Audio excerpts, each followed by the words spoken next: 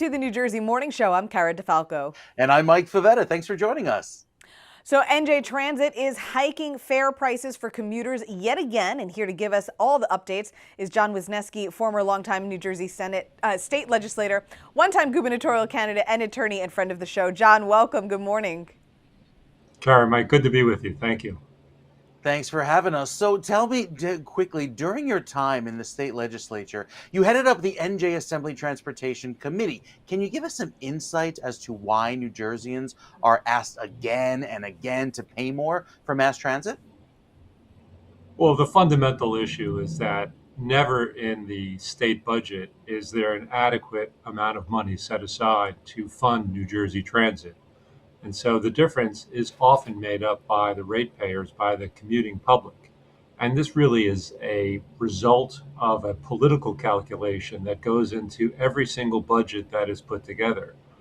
For a vast majority of New Jerseyans who don't use New Jersey Transit, they're particularly happy not having more state money put into New Jersey Transit. What they fail to recognize, though, is that the investment in New Jersey Transit takes cars off the road, makes the commute for those people who commute to locations that don't have mass transit service, makes their commute better.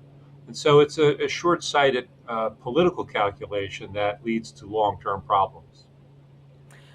So, John, in your opinion, this is not necessarily an NJ Transit budget management issue in that the transit system is mismanaging the money, but rather the state not funding the system better.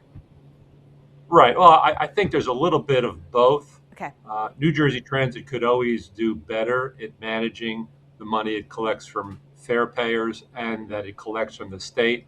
But no amount of counting the pennies, so to speak, is going to make up for the shortfall that New Jersey Transit has for at least the last decade or more had to deal with in replacing rolling stock, replacing locomotives, maintaining the right of way, making sure there's enough people to maintain, clean, and operate the rail and bus infrastructure. And so, yes, it's always a good idea that they tighten their belts, but no amount of belt tightening is going to make up for the lack of funding that transit has always had. Now, John, while we have you here, we want to switch gears to New Jersey politics. The Bob Menendez trial is coming to a close. Do you have any insight or prediction of how this corruption trial might end? Well, I haven't had the privilege of sitting in the jury box and listening and seeing the evidence that the jurors have. But from where I sit, from what I've read in newspaper accounts of the trial over the past 9 weeks, it seems like the prosecutors have made a very compelling case that Senator Menendez has sold his office for gold bullion and large amount of cash. It remains to be seen if there is any jurors who disagree. The prosecutors and the defense counsel are all wrapping up their final arguments to the jury. The judge will instruct the jury. And I think it'll be interesting to see how quickly or not the jury comes back to the courtroom with some type of result. Yeah, really interesting stuff, this trial at this point. Guilty or not, though, does Menendez have a future in New Jersey politics, or is his reputation shot at this point, regardless of how they come back? If you had asked me that question 5 years ago, I would have said that a person indicted and convicted of a crime has no future in politics.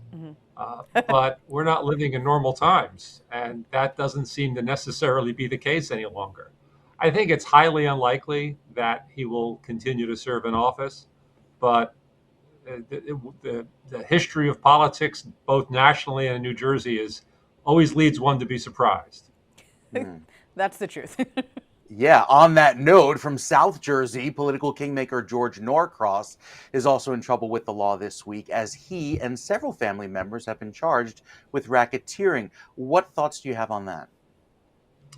Well, it's one of those cases that the urban legend, or perhaps the whisper campaign in New Jersey, has always intimated that something like this was soon to come. But I served in office for 22 years, have been involved longer than that, and it always seemed to be something that had no substance. Of course, now The New Jersey Attorney General has leveled these charges, and it's now in court. The defendants vigorously deny any liability or guilt. And so we'll have to see what gets revealed during trial, pretrial motions, the positioning of counsel versus the prosecutors. We'll learn a lot more in the weeks to come. Like you said, John, always interesting stuff here in New Jersey politics. We appreciate your time and your insights today. John Wisniewski, former New Jersey state legislator, one-time gubernatorial candidate and attorney. Thank you again. We appreciate it. Thanks for having me on. Good to be with both of you. Good to see you again. Yeah, we can't escape this rodeo. No, and I really enjoy that insight, you know, Yes. that John brings us. We have Laura Jones on all the time with her NJ Politics show, and really for further insight, just go straight to the source. Go to the people who have been in that seat, in that position, because like you said, New Jersey politics has changed so much as he's had a decades-long career in the state legislature. Now, things are a bit different, especially with the current political climate. Yeah, absolutely. And I thought he brought up such a good point, in referring to Menendez, whether or not he has a few, generally one would say, no, if you're a convicted criminal, probably not.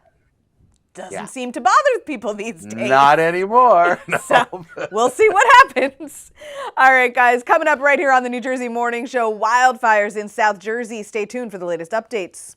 And later, a brand new lifeguard training program is coming to New Jersey just in time for summer. Stick around. The New Jersey Morning Show will be right back.